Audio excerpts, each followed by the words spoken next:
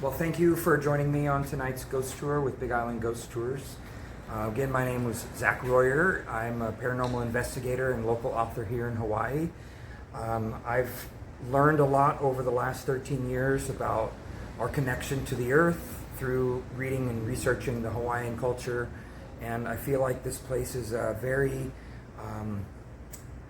thin veil to the other side, and I encourage everybody to think about their ancestors and think about life and death, because it's all a part of the same experience. And you know, if you're fearing it, then you won't be living to the fullest. And I just encourage everyone to, you know, search a little deeper than on the surface. You can follow us on the socials, Big Island Ghost Tours, also YouTube, Zach Royer, Royer the Explorer, and you know, just a final thank you to you guys for going out of your way to join us for the evening and sharing the stories that we just talked about and our understanding of life and death. And I think we're all a piece of the puzzle, and when we come together, you see a bigger picture. So with that, I want to say thank you so much. Aloha and mahalo, and see you next time. Thank you, Zach. I appreciate it. All right. No. Oh! It lit up over your head. What's that mean? I don't know, but you shock me all the time, so. Yeah, there's maybe there are spirits that are joining us tonight. Do you have any family members that have passed recently, or No. nothing? Okay. So. You ever had a guardian angel encounter or anything like that? Like, you feel like something's looking over you, watching you? I felt that from a child, as a child, yeah. See? Okay. See? Yeah. So, on the other side, my understanding is that it's timeless. Right? And they're just there, and they're watching over us, our ancestors. Mm-hmm. The Hawaiians believe that. Most indigenous cultures believe that. So why couldn't we believe that too? That we have our. I do believe that. Yeah, exactly. they're there. So we might call them by name later and just see who's with us. There's apps that you can use. You've got the app. She's going to use the app. I'm going to bring my tablet for pictures and other things. And then I want to do a little sage smudge before we go, so we can kind of cleanse everything. So this is California white sage. It's used to purify a space. And then we have a feather and a shell to cover all the elements: water, wind, fire, and earth. And so we just kind of spread the scent and the smoke around each of us to purify, to cleanse before we get going. And that will basically make sure that we have no attachments on us, and that we're at a purified state. And then it'll be easier to detect things the further we go on. Okay. In 1928. And this was a leaky drive before the shopping center was built. Okay, so the road that's out here now used to come through here and basically ferry passengers to the inn. So the current inn shopping village was built in the 1970s, which is what it is now today. Okay. We're at the Kona Inn shopping village. But pre-1970, it was an inn that served visiting passengers from around the islands and people from all around the world. It was a steamship company that was bringing people to the islands, Inter-Island Steam Navigation Company. Today they're now known as Matson Shipping, and they are one of the biggest companies in Hawaii. Basically left to ruin. So an investor named Uncle Billy, Billy Kimmy was his name, he came in and bought the property and developed it. And he built a hotel across the street, and he had a condo down the way here, and brought some life back into the island and back into Kona. Because it's a sleepy town. Things tend to quiet down pretty early in the evening. Yes. And then that's when we come out. You know, that's when the spirits come out. So let's go ahead and get started, and I'll check you guys into your accommodations here at the Kona Inn. very wonderful store. The owner's been in the area for 26 years with her shop, so she's a testament as to local perseverance of kind of hanging on and through the tough times, through COVID, through everything. It was built in an Edwardian style architecture in the 1920s. What was his name? It was drawing a blank. Oh gosh, Charles Dickey. Yeah, he built this in this way because at the time the idea of an inn was so foreign. Like, what is an inn? Like, what is a hotel? Like in the 1920s in Kona, a fishing village where you had huts and a horse area to tie your horses up. That's all there was. So the idea of an inn was very ahead of its time. So he built it with lava, trying to tell people that it, or show people that it belonged here. Like, it was imported in the early 1920s when a big building boom was happening. And we'll touch on that a little bit later. But it was somebody's wild idea of, the ship company's wild idea. And they're still around 100 years later, making killer profits and contributing to the economy and everything like that. But now it's more of a shopping center and no more inn. They stopped serving overnight guests. If you get a chance to go in, say hi, say you went on the ghost tour, and they'll open right up and tell you that there's a little girl that likes to hang out, a little girl spirit named Sarah that likes to hang out in here and play with the toys and constantly throw things around. Just the other day, she said that they mentioned a hat flying off the rack, which is up away from the wind and away from everything, and it flew across the room. And before that, when you're closing up the shop, you kind of have closing duties. You put all the toys and everything back as it would be when you open, so that way the next day it's ready to go. But they would come back and everything would be turned around the other way. So they've had lots of stories, but it's not a scary thing. They're not trying to exorcise it or get rid of it. We all coexist down here, past and present, and we're just here for a blink of an eye anyway. So we should try to take care of the energies that we do leave, and doing it the right way. So come on.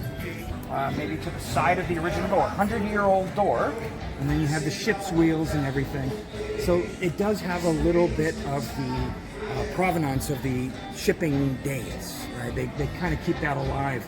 My dream is to open up a museum down here, a little walk-through experience where you can, see pictures and paintings and items that take you back in time. So I'm working on that, but for now it's ghost tours and other things, because that kind of accomplishes the same thing, taking people back.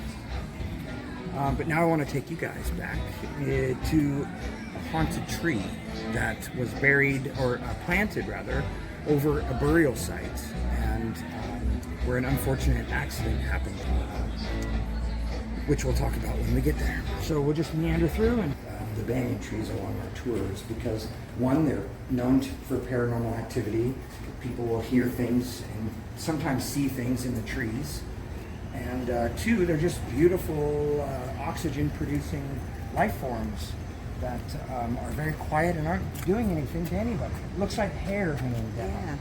Yeah. These are the roots, just like those over there. One day these will touch the ground, take root, and you won't be able to tell where the trunk started and finishes. Oh, wow. So this one was planted over a water feature, a fountain that was once there when this was restaurant. The Kona Inn restaurant is different than this one. This is abandoned. It used to be a restaurant catering to the fishermen.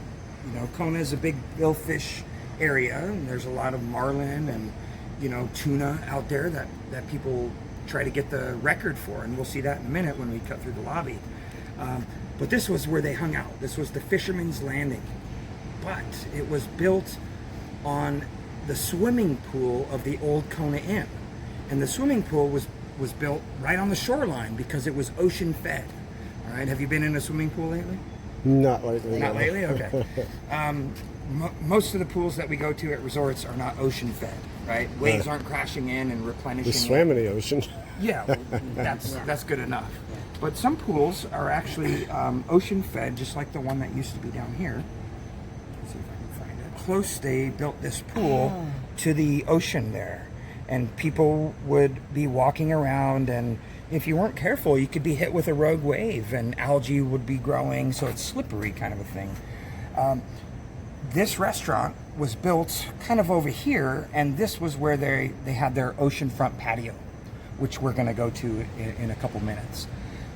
So this is the former pool of the Kona Inn Kona Inn rather, of 1920s, which is now a cement platform and abandoned at that. So a community center there called Halavai, and it used to be the courthouse, and they would do public hangings, and they would need a place to keep the prisoners as they were coming over, and so there's some dungeon space underground here, which is interesting because a lot of buildings downtown are built over other structures that used to be there. It's just kind of like building on top, and that happens all over the world, where they build a church over a rock structure of an ancient culture, and it's, so let's make our way over here. We've got security to protect us in case anything happens. So this leads down to the basement area of this section of the Kona Inn. You can see the tree just kind of grows all over, and they've cut a pathway down below. I would so love to take us under there and in there and just take readings and see what we can find. What do they do with this under here? Storage. Storage. Yeah, it's a storage area. Yeah, old tools, old banners and signs and other things like that. That's why I want to open a museum here, is because there's just a lot of history, but it's all in a storeroom. It's not on display. They haven't quite got to that point yet. So maybe that's my task. Well, actually, about 40 years since it was only open for about 10 years before the waves were too big and crashing and became a hazard. So it's sat abandoned for the last 25 years, just empty. This is empty? Empty and abandoned, like literally broken walls and doors and barbed wire and everything. We're gonna go to a side where you can look through the fence and see inside. Okay. Okay, so we'll go to that. It was sacred grounds. I'm kind of biased because I think all of the island is sacred, but this was considered more sacred than others, so that way the royalty could live here. This was their property. Okay, before it was sold to the Inter-Island Steam Navigation Company, it was the home of Kamehameha II, the son of King Kamehameha I, who has left his mark on the history and the culture, because he was the king that ended everything his father had originally stood for, right?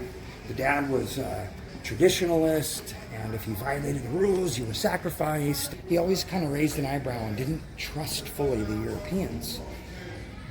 For good reason, because they eventually took over the place, they brought disease. It was a very strange, unfortunate time for the Hawaiians in the late 1700s and early 1800s. So here we are at the Kona Inn restaurant. All of these fish were caught off of Kona here. These are all real fish that have been stuffed, world record.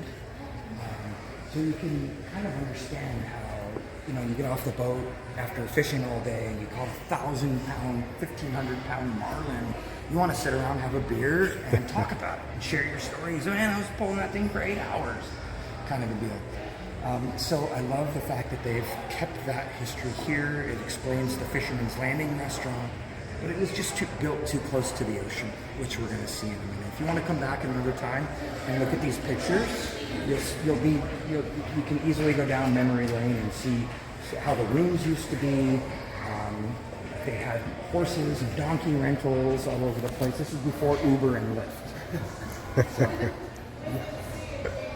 this place used to look a lot different, but there are some things that have never changed. Okay, the fan. If you look close and zoom in on the fan, it's all belt driven. You can see the big belt going all the way down and controls all the different fans. There's a hamster in the back room that's just been working for the last 20 years, nonstop, running this whole fan system. So there's a few indications of the original building, and that's one of them. But almost everything has changed, and that's why we love what we do, because we keep the old alive. And you know, if we didn't, and things kept changing and changing, history would be forgotten. Yeah, that is interesting. Yeah, it's really cool. I mean, I don't know if you'll ever feel it sitting under the fan because of how slow it's going, but it looks cool for sure. Definitely. If you didn't point that out, because I walked in here several times, I didn't even notice. No. Yeah. They're probably down. Exactly. Yeah. That is cool. It really is. And I've seen it where it's not been working, like it's been broken or something like that. And I mean, that's a lot of moving parts. So, and he got tired, yeah. So exactly. when was this? When do you think they installed? invented Late that? 20s. That was 1920s, yeah. late 20s. Yep. Those are probably all worth of, quite a bit of money because they're belt-driven fans, and a lot of people like the vintage look these days. Yeah, it's one of the last original parts of the inn and the restaurant. So let's make our way to the corner over here of the Kona Inn, and this was where King Kamehameha II lived and had his temples and his huts and things, and on the darker side where he also performed human sacrifice. So that was a common pastime in ancient Hawaii.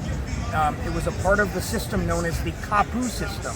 The word kapu is it translates to taboo. If you violated the taboo, the system of laws, punishments would ensue.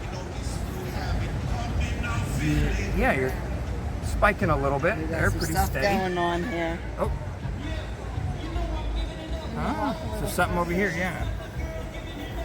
So something stronger is kind of pointing us in this direction. That's what we would basically take. If it keeps getting stronger, let's keep walking and see what happens.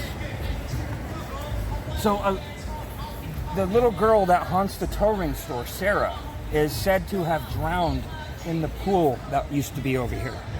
She fell, hit her head, and wasn't attended to in time, and she lost her life.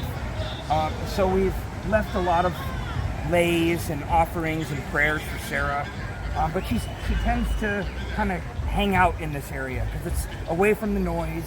It's dark, it's quiet, it's nobody's hunting her, ghost hunting her, and we don't really do that either. We're not here to exploit the spirits or anything like that, but keep their memories alive. Yeah, that's kind of getting pretty strong there. Falls. She fell. She falls. Yep, she falls. Oh, they covered it up. Okay. You used to be able to look through and see, but there's a gate on the other side that we might be able to have a chance to see as well. We'll have to crawl over the wall here. Yeah. So watch your step.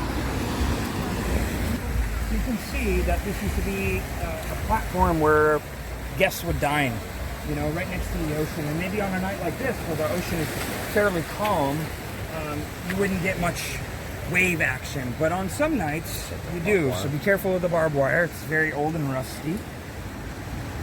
So it kind of goes all the way in. I wish I had a better flashlight, but it's all abandoned and left to ruin. And it's been over 20 years. So you have to wonder, why haven't they done anything with the area?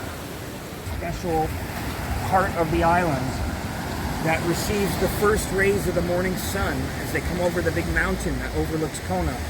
The first sun rays touch over there on the other side of the bay, and that's where King Kamehameha I had his home and did his rituals and things like that. So that was his area. But when his son became king, he moved over here basically just to leave his own legacy, and the son, whose name was Liholiho, he was a forward thinker, whereas his dad was a kind of a reverse thinker, like keep the tradition alive. It's been working for thousands of years. Why change anything? But, there's a time and a place for change. And in the 1800s, 1819, this was it. It had gone on since the first Polynesians arrived here, which is thought to be in the 300s, okay? Up until 1819. And that's when the big change happened. So that's a long time, 1,500 years of sacrifice, of war, and the kingdom as well. So this is the current iteration, and who knows what it'll be 100 years from now, 200 years from now. That's the start. You can see the turret of the tower over there, which was a welcome for the visitors getting off the steamships. All right, it was a sight for sore eyes. Basically, it was a week-long journey, within the islands, doing the loop and whatnot, and to come ashore and to check into a room and have electricity was one of the best amenities. Not like that everywhere else. You had kerosene lanterns and you had horse-drawn buggies and things. So this kind of represented a step forward in that time with roads and then eventually cars. Hawaii had electricity before the White House did in Washington, D.C. Okay? They were producing electricity at these sugar processing plants, right? Sugar cane was a big export in Hawaii. It was about 100 years of sugar, and they would generate electricity to operate their machines and everything and their processes, and then they would sell that excess electricity to the local communities. So Hawaii had electricity pretty early on, and I don't know, a lot of people don't know this, but during the 1849 gold rush in California, a lot of the food and supplies was coming from Hawaii, because in order to ship from the East Coast, but you had to go around the south point of South America to get here. There was no Panama Canal in the early 1800s. So it was easier to ship directly from Hawaii. And so Hawaii supplied a lot of the miners with food and supplies, things like that. So there's a lot of cool history here that you don't really hear. Let's continue on. We've got a haunted palace and a church to visit. As I mentioned, a lot of the buildings are built on top of burial sites, sacrificial sites, brought by the missionaries because it was one of the only trees that survived the journey, 3-month journey across the ocean. Yeah, they brought seedlings and things like that, and now the island is known as the Moku o Keawe, the island of Keawe. It's I don't know, when you go to the beach and you're walking around barefoot, you have to be careful you don't step on a Keawe thorn, because they're about 1.5 inches long, the thorns, which to the missionaries, having a branch with thorns on it, it was symbolic of the crown of thorns, and that's why they figured it was divinity, that it managed to survive the trip across the ocean. So there's Keawe trees all over the island, and it has a direct correlation to the missionaries who arrived in about the 1820s. Now we're kind of getting into the 1820s, when the missionaries first arrived and they built the church over there, and they brought their beliefs to the island. And, it's a very interesting history, this stretch right here. This building was built to house the servants of the palace that we're going to go to next, this building. So this was the palace servants' quarters. And down that hallway, across the street, is a stone. You see that wooden, kind of angled bookshelf just under the sign? If you look down, just on the other side of that is a rock. And that rock symbolizes where the very first Christian service was held. Before the church was built, they gathered under a palm tree and had a service over here.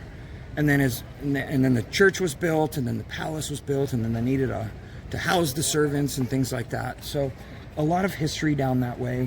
Just this whole block has a ton of history, religious histories as well. So I do recommend kind of venturing down there and just seeing what you find. But now we're going to come up to the second banyan tree, and this is a beauty.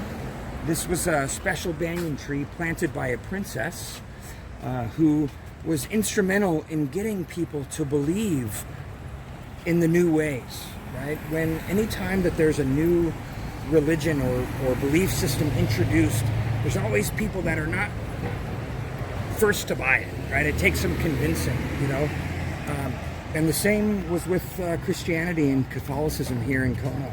It took a Hawaiian princess who was an influencer of her times to do a big event and cause people to believe in the new ways. So what she did was she took a group of non-believers in the Bible and in Christianity, and took them over to the volcano, which is where Pele, Madame Pele, the volcano goddess, that's her home. So it was like taking people into behind enemy lines in a way. You know, paganism and Christianity, they're kind of separate sides, even though they have, Christianity has roots in paganism back in a long time ago. But the Princess Kapiolani, the one that planted this tree, took a group of non-believers over to the volcano to try to convince them of the power of the Bible. And so what she did was she stood on the edge of the crater and held up her Bible and basically tried to convince people that the power of the Bible is stronger than the power of the volcano goddess. So this is a painting called Kapiolani Defies Pele. That's the name of the painting. It's by Herb Kane, a Hawaiian artist. And ever since this day, Christianity took a deeper root than it did before. It took convincing. So all these people went back and were spreading the word that, Pele's not as powerful as she was supposed to be. This lady's holding a Bible, basically defying the goddess Pele, saying, hey, show me your power. If you're strong and powerful, Pele, show me your power. Nothing happened. So people didn't really believe in the power of Pele anymore, in the ancient ways. So this was another instance of things changing. Okay, this is a big tour about change in Hawaiian culture. And so the missionaries happened in the 1820s. Tourism was in the 1920s, right? The 1820s, missionaries came. And that's because in the year 1819, a huge Civil War type battle happened here in Kona. It was fought. It was Hawaiians fighting other Hawaiians. It was basically the old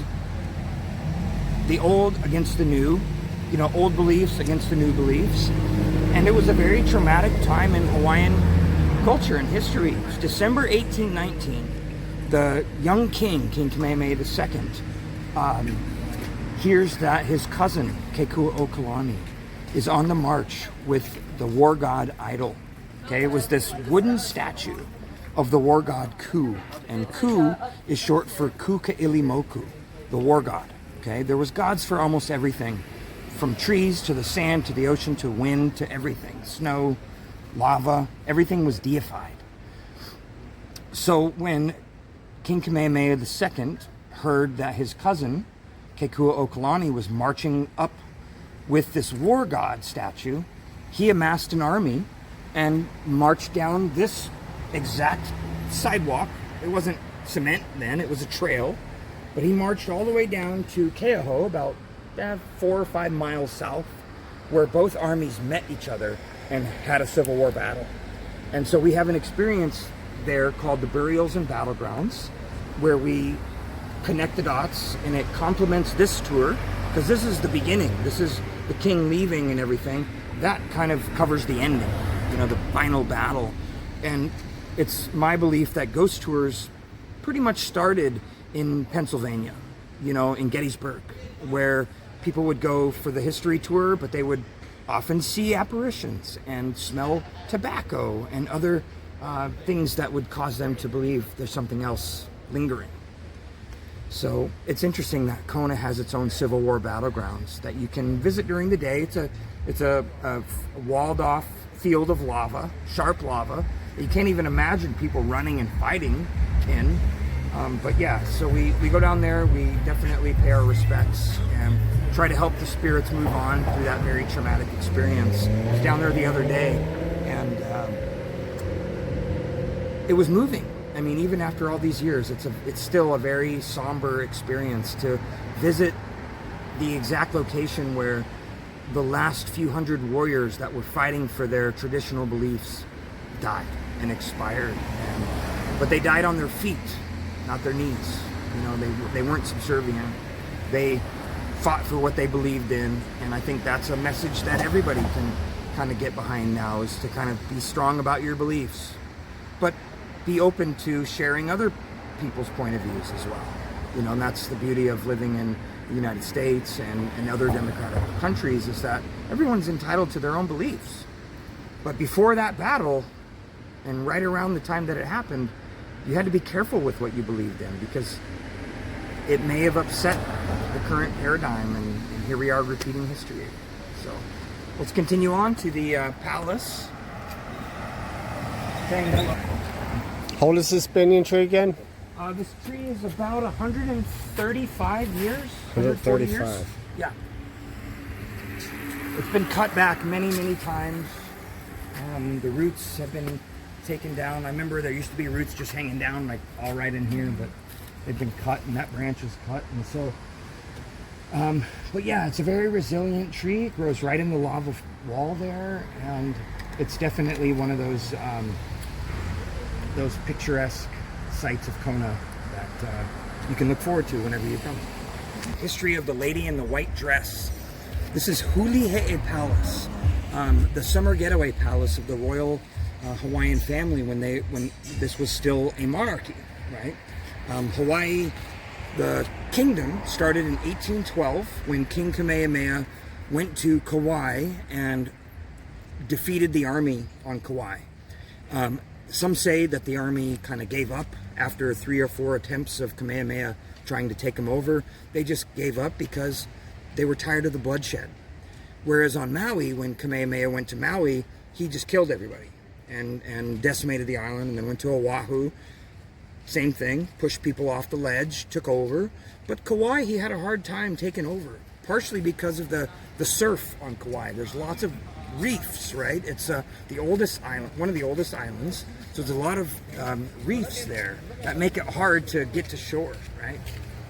So they finally just gave up and said, let's just end this nonsense, this violence. And with that, the Hawaiian Kingdom was created, 1812. This was built in the 1830s, shortly after the church across the street, to be the summer getaway of the royal family, who ended up having their main palace on Oahu, downtown Honolulu area. There's another palace there called Iolani Palace, and it's about 5 times as big as this. This is only a 2-bedroom palace. The bedrooms are upstairs on either side of the balcony, and downstairs left you have the artifact room, and the right side you have the kitchen and dining area. So it's pretty small. You can do guided tours here, and I do recommend it. So when I started my tours, I was scouring the internet, reading all the books I could to try to find, paranormal encounters that people had had. And the palace came up, and it was a site where a gentleman had an encounter with a lady in a white dress. So he walks in the door, wanting to know more about his ancestry, and he's immediately caught off guard by a figure descending the stairs inside the palace who resembled a princess of old. She had a dress on, she was walking very regally, but she didn't really have any legs. She was kind of floating down the stairs, almost like a ghost, an apparition. So according to his sighting, he was frozen in place as she was descending the stairs, and she comes right to him, and just before his eyes, she disappeared. And then he was able to move again. But rather than running away scared, he felt honored and excited that he had had this experience. So I was recalling that story one night to my guests when the lady in white appeared. So my guests stopped me mid-sentence and they said, holy smokes, there she is. So just beyond this sign over there in those grove of palm trees, a lady in a white dress appeared. And I was able to snap a few pictures, capture some photos, and she just behaved in a weird, unusual manner from what you would think is normal, where somebody wearing a long white dress, walking very regally. It was just a sight to see. So these are some of the photos that I captured. If you look close, you can see the outline of a lady in a dress there. It's pretty hard to see, but you can see that she's got her dress, the dark hair, even her arm on her head and her elbow sticking out. And so that's what she was doing. She was looking out at the ocean with her back to us. And I took 3 photos. And in this shot, you can see that the arm positions have indeed changed. She's more cross-armed instead of with an arm on her head. And the third is really the same as the second one, where she's just standing there in between the trees. But you can clearly make out the dark hair on the backside and the dress. That's what caught me off guard, was somebody's wearing this long, beautiful gown at 9 o'clock at night, walking on the palace grounds. So we're all standing here, and this is a negative, just so you can clearly see the figure there. We've got it circled there with the hair.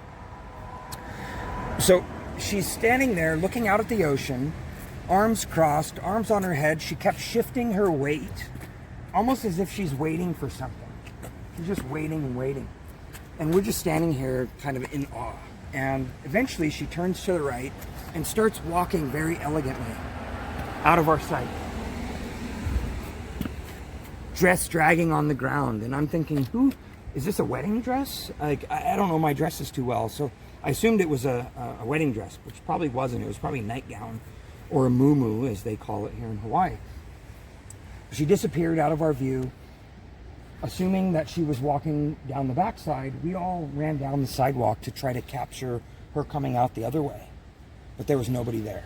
So we ran back here, wondering where she could have gone in a short couple seconds. Nobody ever saw her again that night. So the next day, I came down to the palace to ask questions, to do some research, to do the tour, and I managed to find out that she's regularly seen here. She's a regular, and all the employees, the stewards, the tour guides, everything, they all have experiences with the Lady in White. So we've done our fair share of ghost tours, and we've captured more evidence that there is indeed something lingering here at the palace. This was a picture taken by one of my guests of the upper balcony window. The middle arch shows a figure in there. And you can see a head shape, discoloration, broad shoulders, possibly white gown, and maybe her hands right here. Of course, it's blurry. You never get a clear shot of the paranormal, it seems like. But this was just an odd capture where you can even make out some facial features. So there's definitely reason to believe something is lingering here at the palace. And so we've left lots of offerings over the years, leis and crystals, and we've done our best to try to clean up garbage along the way and whatnot. I think there's some garbage there I'll probably take to the garbage can. But it seems like the perfect place for a spirit of a Hawaiian princess to linger. Now, there's probably a backstory to why she's here. Princess Ka'ialani died at a very young age, 23 years old, from pneumonia. And she was actually visiting her father in Europe. She was half Scottish, half Hawaiian, this princess. So she was in Europe visiting around the 1890s, when the first overthrow of the Hawaiian kingdom happened. So she got a letter saying, hey, you need to come back. We need you here. We need everybody here. But by the time she got back, it was almost too late. There was already the overthrow, and Hawaii had become annexed, and that was in 1898. So she came. She was no longer recognized as a royal family member. She's now just another person, and this is just her home.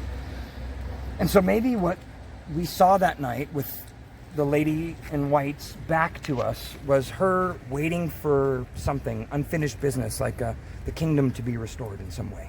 You know, it's really unexplained as to why she would linger here, but there's a lot of evidence that she is. So I do recommend taking the tour. It's a 1-hour guided tour inside. You see a lot of artifacts. On the day after the sighting happened, I came down, I did the guided tour, and I remember there was one point when we were on the staircase when I was distracted by these spears on the wall, these tall war instruments that had blood on them. And I asked the guide, is this a real spear that was used in battle? And he says, absolutely. That's blood stain. And when I got to the top of the stairs, my jaw dropped because I thought I saw the lady in white again, but instead it was just a dress in a case. Across the street, and we're gonna go in the church because the gate's open over there. Let's make our way to the wall because of the desecration that happened here in the 1820s. Now, this is the very first church ever built in all of the Hawaiian Islands. 204 years old, Moku Aikawa Church is built out of lava rock and coral. The steeple was an addition later on. It looks a lot different than the rest of the building. And it was built by the same guy that built the lava tower, the toe ring store. The same architect, Charles Dickey, in his Edwardian style architecture, almost Gothic in a way. But this wall has been rebuilt a couple times in the last 204 years. And the most recent was in 2008, after an earthquake had damaged it pretty bad. So a gentleman comes down and starts to repair the wall, you know, only to find human bones on the inside of this wall. He took out 5 buckets of human bones, Hawaiian bones, not Christian bones, Hawaiian bones that were used as building material here. So that's desecration 1. The second is that this whole parking lot used to be a graveyard, right? But when cars started to become popular in the 1900s, they removed all the graves, put a paved parking lot in so that the pastor could have a place to park and the parishioners could have a place to park. This is an active church still. So you'll see it on, I don't know, Wednesdays and Sundays when they do their services. People will be in here and parked and it's all full. The only graves that remain are fenced off and segregated, unlike any graveyard I've ever been to. Every graveyard you go to, you can walk right up to the grave, read the names, leave flowers, make sure you don't walk on them, kind of a thing. But just on the inside of this wall is a fenced off remnant of the graveyard. So we'll go check that.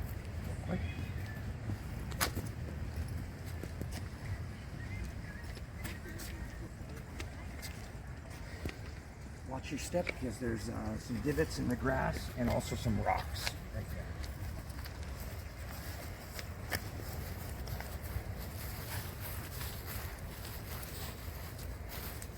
This is one of the oldest Christian graves in Hawaii. It's unknown whose grave that is. Every other grave has names on it. This one doesn't. But it's safe to say that it's a missionary grave because it's buried in the same proximity as the other missionaries here. So you have Maul and you have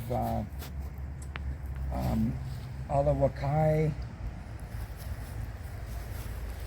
Parnelli, and other various graves, 9 in total. 1, 2, 3, 4, 5, 6, 7, 8, 9. 9 graves. But that's all that remains. Like, I couldn't go in there and leave flowers if I wanted to. Or who goes in there and takes care of this? It's got to be the workers, of course. But it's just an odd, fenced off graveyard, you know. And there's a reason why they had to fence it off, and it's kind of a sad reason. People were chipping away parts of the gravestones to take as souvenirs. Corner there, on top of that one in the back, there's some damage there. Even this one has a lot of chipping going on.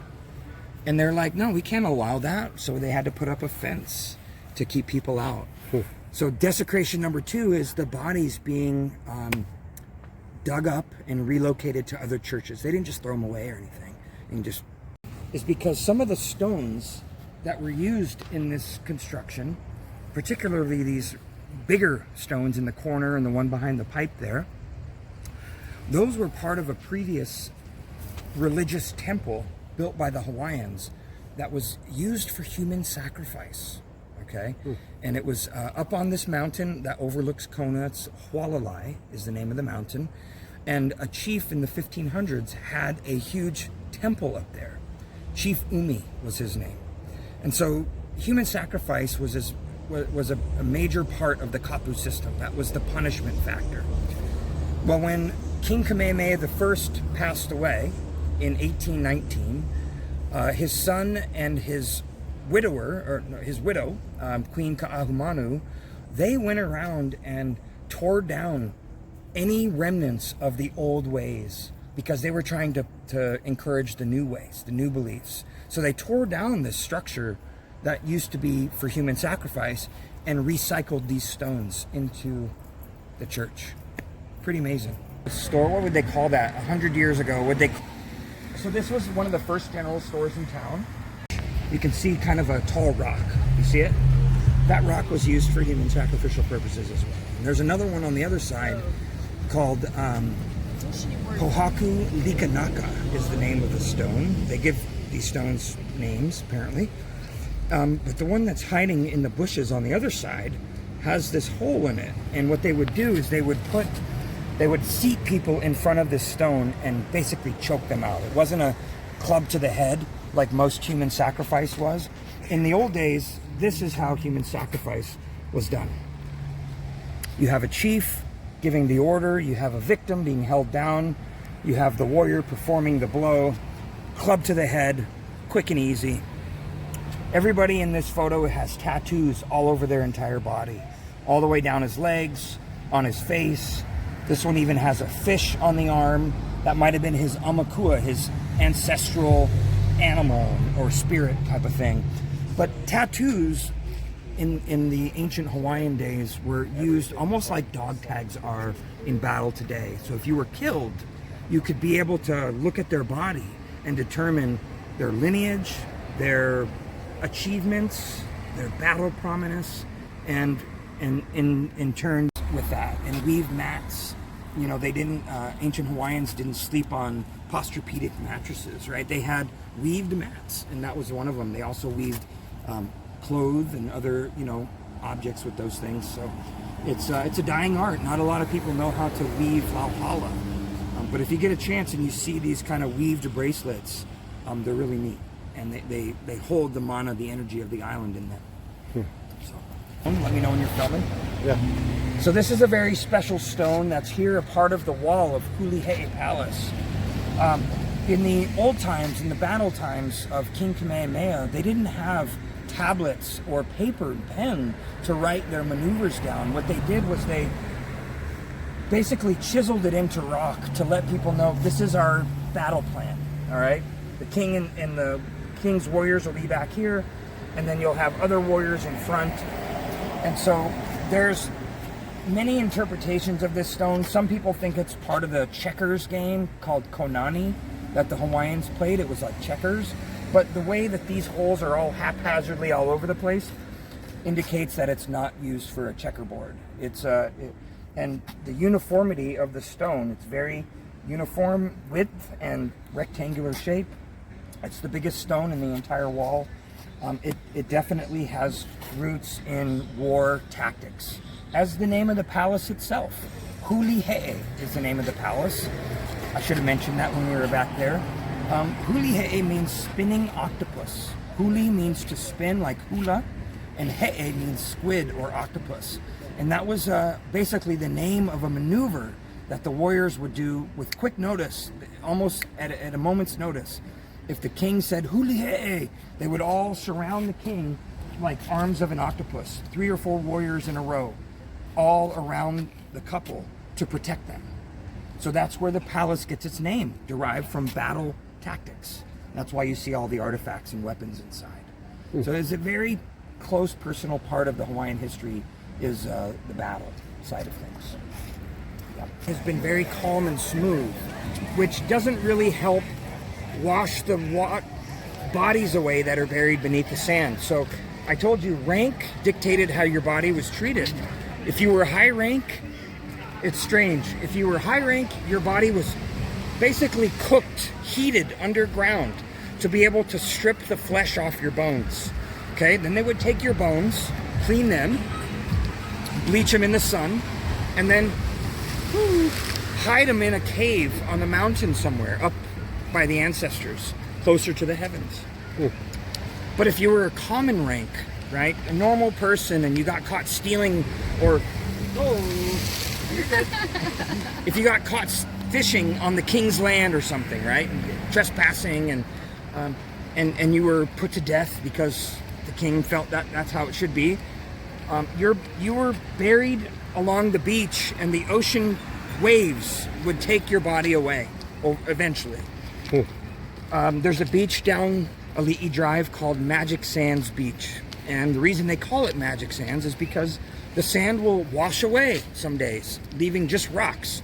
Not a very good place to set up your towel and get some, sunbathe or go snorkeling or whatever, because it's all rocky and stuff. But then some days it's calm and sandy and it's just magic. The beach on the other side of the pier was a burial beach.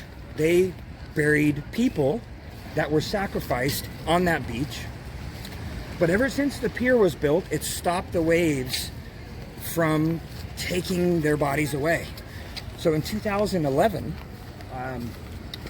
Kona was hit with a tsunami from the Japan earthquake, the Fukushima 9.0 earthquake that happened in Japan. The next morning, we got hit with a tsunami here. I was actually on vacation here during that time. And it's kind of a long story on how that led to me moving here, which is ironic.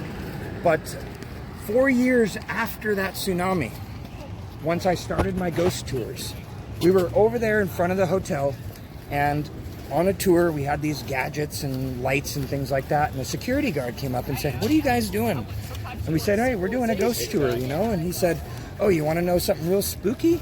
Nobody knows this." But he said, during that tsunami, 2 skeletons washed into the hotel. Wow. Actual skeletons that had been buried in the sand where people had been snorkeling and swimming and hanging out on their vacation. Think about that. That is weird. That's the seawall. Goes down. So this beach used to be a cattle pen. Okay, they had cows in here because the pier was used for transporting cattle to Oahu. And the only way to get a cow on a steamship or a sailing ship back then, the easiest way, I guess, not the only way, but the easiest way was to swim them out, tie them up, and hoist them into the boat instead of trying to get them to go up what do you call that? A little cattle plank kind of a thing, like a ramp. So you got a lot of history in this photo, and this rocky outcropping here, which is now covered by the ocean because the tides have gone up in the last 150 years. This is called, oh, there you go. Yeah. Oh, good one. Oh, shoot. Sorry, that was my fault. But yeah, you could see him hoisting the cattle into the boat. This is a very special point of land. Oh, wow. Yeah.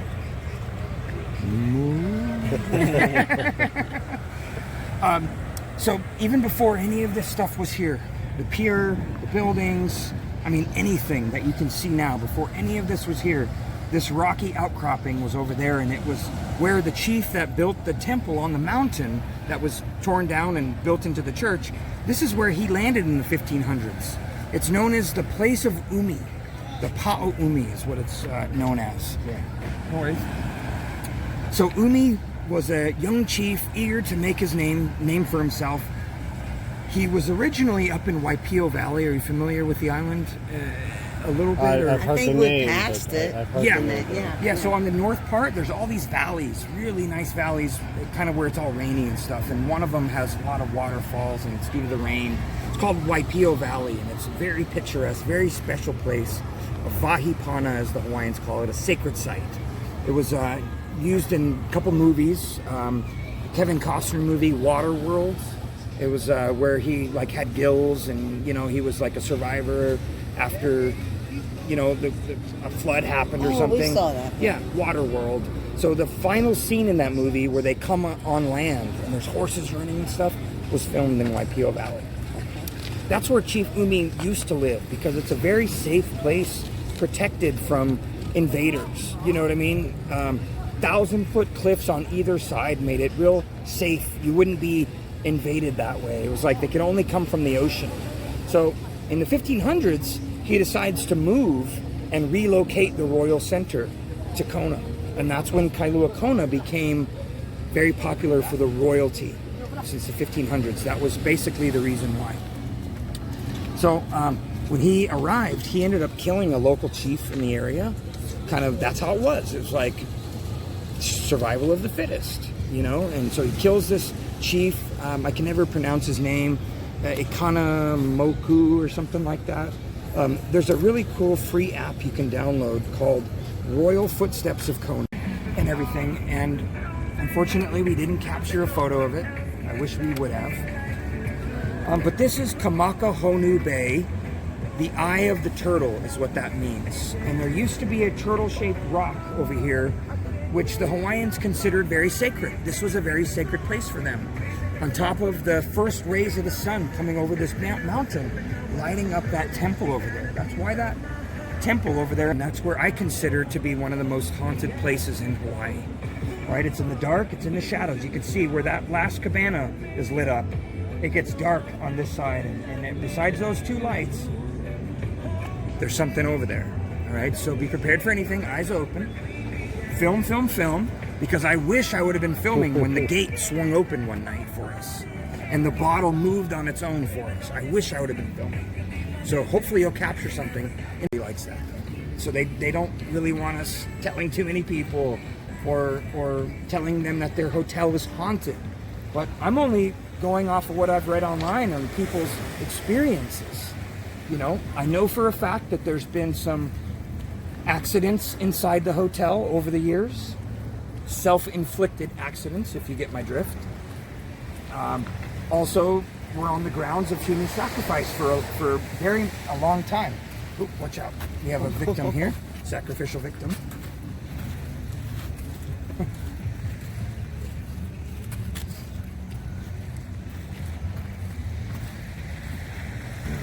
So we'll make our way around the sidewalk here and end over by the gate.